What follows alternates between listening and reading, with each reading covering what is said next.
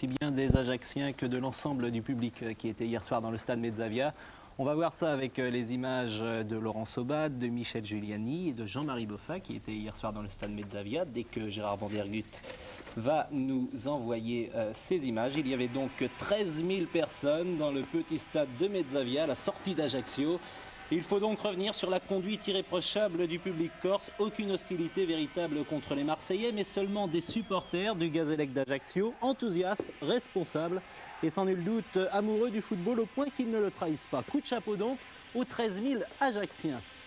Le suspense tué pratiquement d'entrée de jeu, 12e minute, Didier Deschamps servi par Enzo Francescoli, pas beaucoup d'angle pour l'ancien Nantais, mais son tir surprend néanmoins Serge Gobert. En fait, il semble qu'un faux rebond dans la difficile pelouse de Mezzavia trompe Gobert. Le retour de Didier Deschamps en bonne forme après un temps d'adaptation normal à l'OM. Du reste, de nouveau Deschamps servi par Tigana et 2-0. Après 17 minutes, l'Olympique de Marseille concentré n'a pas pris cette rencontre à la légère et réalise donc le break en tout début de match. Dommage pour le spectacle. Heureusement, peu avant la mi-temps, coup franc du Brésilien Barros et au cœur de la défense marseillaise, Yambo Etchele, l'homme du jour, qui bat Huard. Contre Marseille. Bon, avant le match, j'ai dit à mes copains, moi je vais marquer contre Marseille. Il dit non, tu ne marques pas. Quand j'ai vu Barros, c'est le coup franc. Comme moi c'est mon point fort, c'est la tête. C'était plus haut que tout le monde. J'ai passé le ballon. J'étais content.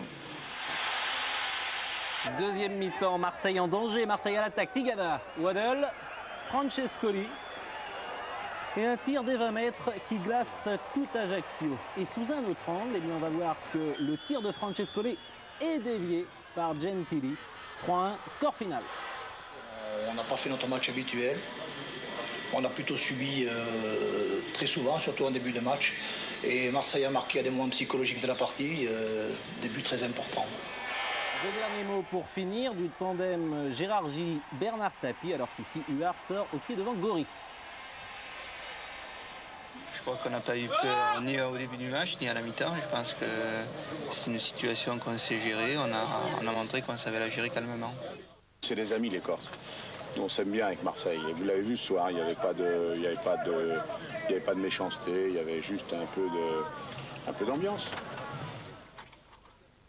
Quelque chose à ajouter, Pascal? Oui, ce que dit Bernard Tapie est important lorsqu'il ne se passe rien. La Coupe de France de football, avec les honneurs devant plus de 12 000 spectateurs, les joueurs de Guy Calais. Bonne réplique aux Olympiens de Gérard Gilly. En image maintenant donc le résumé de cette rencontre. Michel Moretti.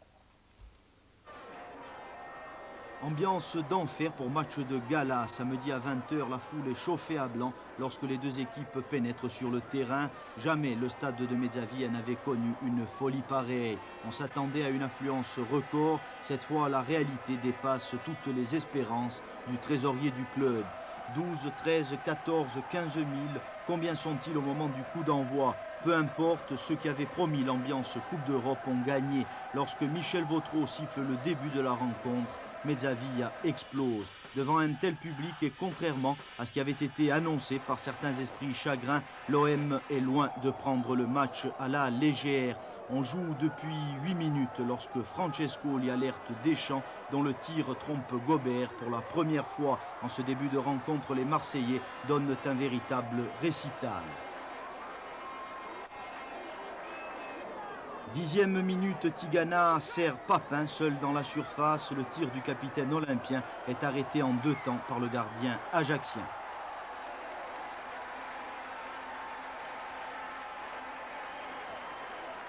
Peu après, c'est Waddle qui sème la panique à la suite d'une action menée avec Papin et Tigana, l'attaquant anglais, place un tir canon au-dessus.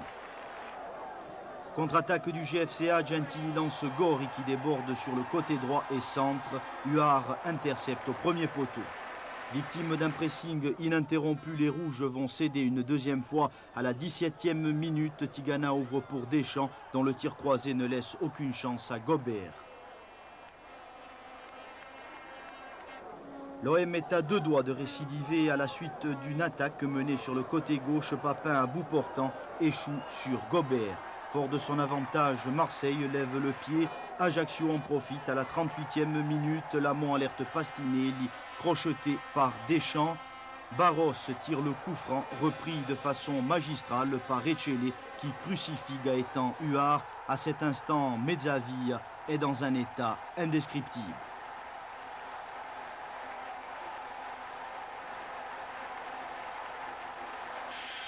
En deuxième mi-temps, alors que l'on attend une reprise en fanfare de l'équipe ajaxienne, Enzo Francescoli va tuer le suspense. À la 49e minute, Tigana ouvre pour Waddle qui contrôle de la poitrine. L'Uruguayen surgit, frappe et trompe Gobert pour la 3e fois. La messe est dite malgré cette contre-attaque menée par Echele qui permet à Gori d'inquiéter Huard pour la dernière fois. Samedi, même si le miracle n'a pas eu lieu à Mezzavia, la fête a tenu toutes ses promesses.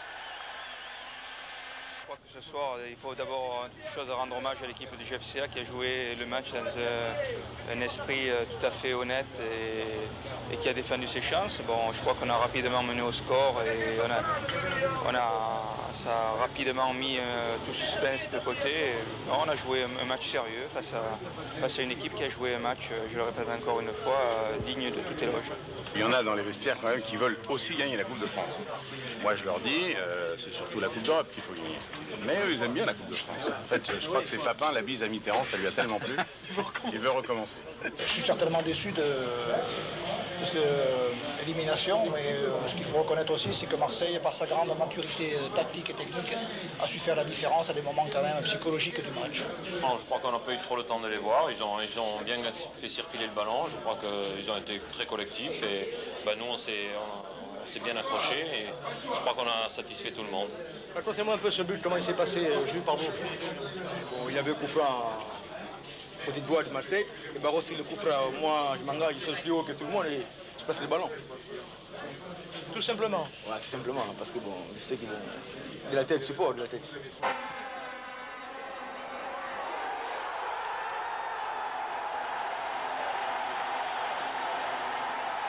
Si toute l'équipe du GFCA est à féliciter pour la réplique qu'elle a su donner à l'Olympique de Marseille, il convient de souligner la prestation de Bati Gentili. Une fois de plus, le libéro ajaxien a démontré l'étendue de son talent. Dès le début du match et 90 minutes durant, il a évolué sur le même rythme que ses prestigieux adversaires. Sûreté de placement, détermination des interventions, efficacité des passes, précision dans la relance. Samedi, la classe de Bati Gentili a éclaboussé le public. À elle seule, la prestation du libéro ajaxien valait le déplacement.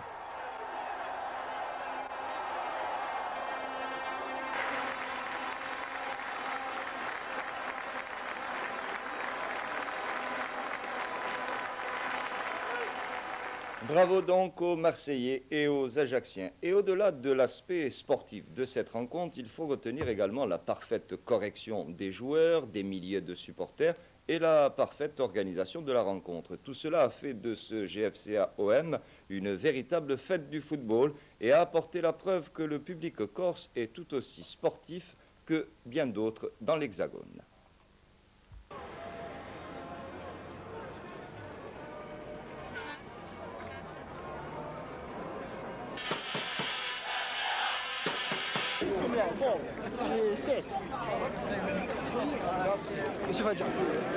Les forces de l'ordre n'avaient pas lésiné. Police nationale, CRS et gendarmerie étaient mobilisés.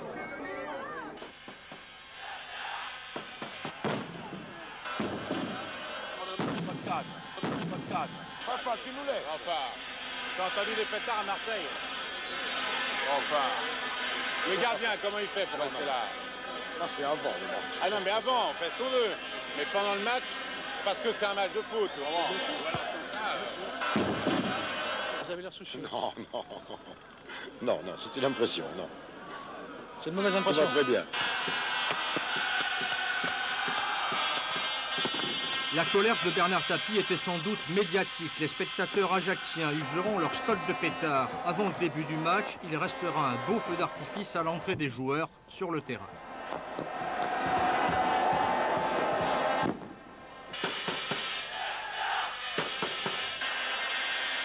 Le ballon du match arrive de haut, 1500 mètres. C'est l'altitude de largage pour les 3 parachutistes du Paraclub d'Ajaccio. À noter, et ce n'est pas prémonitoire, Seul le porteur du drapeau d'Ajaccio est resté debout.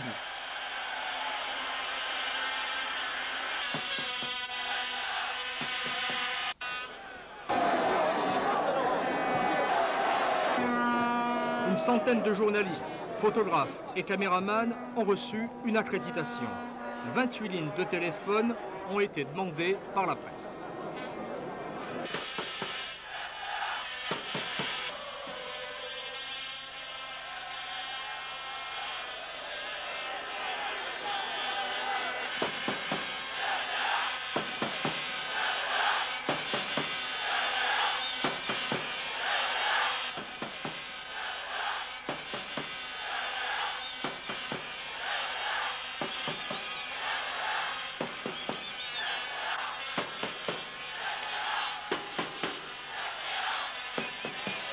Il y a une ambiance extraordinaire et ça rappelle le bon temps.